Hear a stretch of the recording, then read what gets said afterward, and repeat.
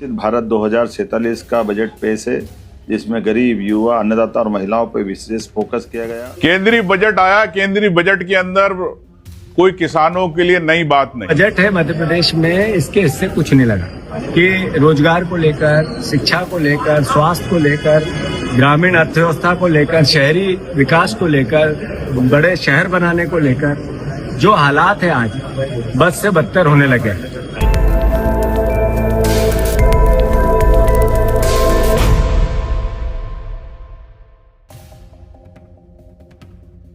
केंद्रीय बजट 2026-27 पर मध्य प्रदेश सरकार और विपक्ष का बयान सामने आया है। सरकार ने इसे विकसित भारत 2047 के संकल्प को साकार करने की दिशा में बजट को बताया, तो वहीं कांग्रेस की ओर से इस बजट को आमजन के लिए निराशाजनक बताया गया है।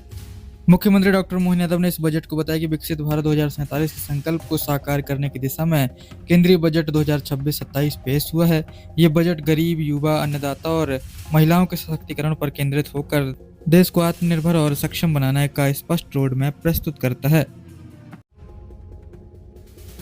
विकसित भारत 2047 का बजट पेश है, जिसमें गरीब, युवा, अन्नदाता और महिलाओं पर विशेष फोकस किया गया। खास करके बजट की जो दिशा और लक्ष्य है, वो लक्ष्य भारत को सशक्त भारत की तरफ ले जाने का है, जिसमें आर्थिक ग्रोथ को बढ़ावा दिया गया है। सभी वर्गों के साथ जनता के कल्याणकारी योजनाओं पर विशेष ध्यान दिया गया है। खासकर भारत को बायोफार्मा हब बनाने की दिशा में विनिर्माण क्षेत्रों के लिए रणनीतिक विकास की दृष्टि से पर्याप्त धनराशि का प्रबंधन किया गया है। क्लिनिकल ट्रायल स्थलों का विकास किया जाएगा, जिसमें 1000 ट्रायल स्तर बनेंगे।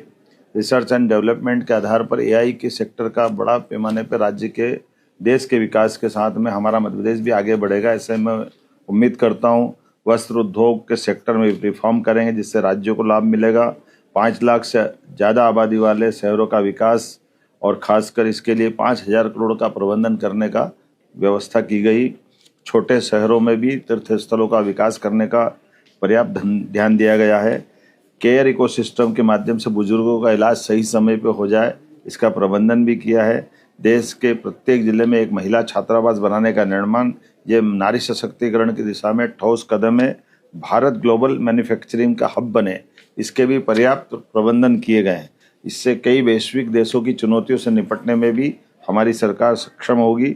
गंभीर बीमारियों के लिए दवाई सस्ती करके ये सच में बड़ा काम किया है, जिसमें बीमारों के लिए कोई वर्ग का भी हो, लेकिन गंभीर बीमारियां हैं, उसका इलाज बड़ा महंगा पड़ता है। ऐसे में दवाई के सस्ती करना, माननीय प्रधानमंत्री जी को, माननीय वित्त मंत्री जी को बधाई देना चाहूँगा।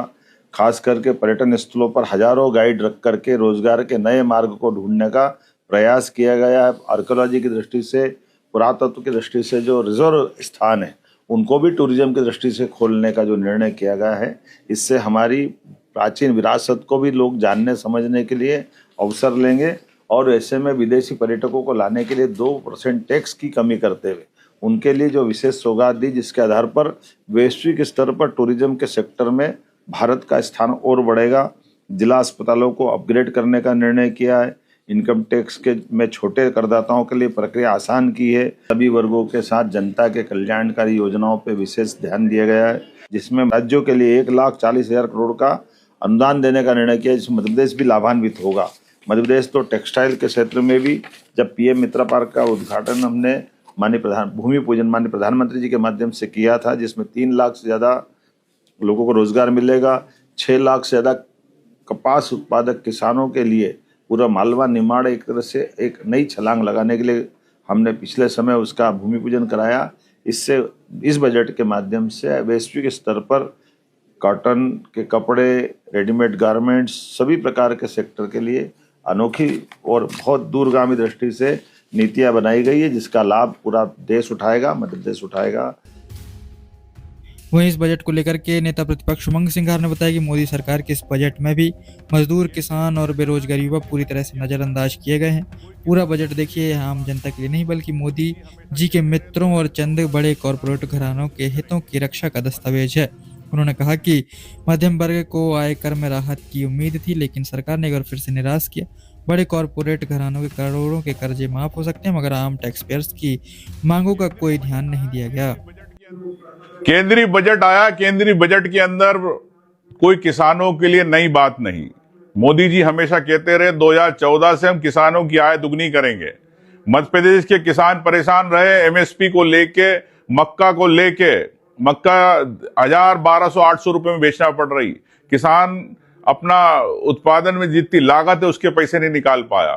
क्या बजट के अंदर ये स्पष्ट नहीं दिखा है कि यहाँ की एमएसपी के भाव में आप सोयाबीन, मक्का, अन्य चीजें आप खरीदेंगे? ये मैं समझता हूं कि मध्य प्रदेश सरकार किसानों को लेके साल पूरा बना रही है, लेकिन क्या किसान को क्या मिलेगा ये स्पष्ट नहीं है। युवाओं को लेके जिस प्रकार से स्टार्टअप की बात है, स्टार्टअप की बात मोदी जी ने कई बार कही, लेकिन स्टार्टअप मध्य प्रदेश को नहीं मिले, ये मैं आपसे कहना चाहता हूं। तीसरी बात, मनरेगा को लेके 60-40 कर दिया। क्या प्रदेश के मजदूर जो मजदूरी करने, पलायन करने बाहर चले जाते, मजदूरी करने पलायन कर लेते, तो उन लोगों के लिए आपने नहीं सोचा?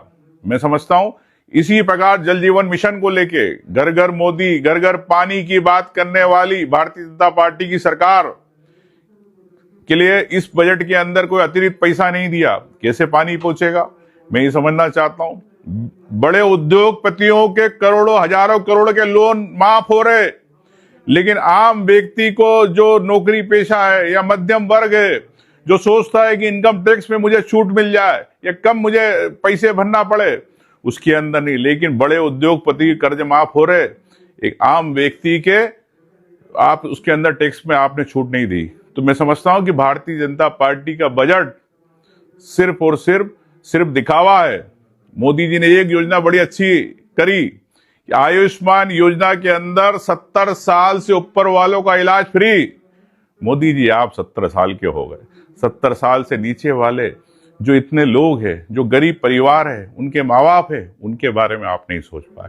मैं समझता हूं कि कई विसंगतियां हैं, और जब आप जन सेवा कर रहे हैं तो जन सेवा उद्योगपतियों की नहीं, आम व्यक्ति की सेवा होना चाहिए, ये मैं कहना चाहता हूँ।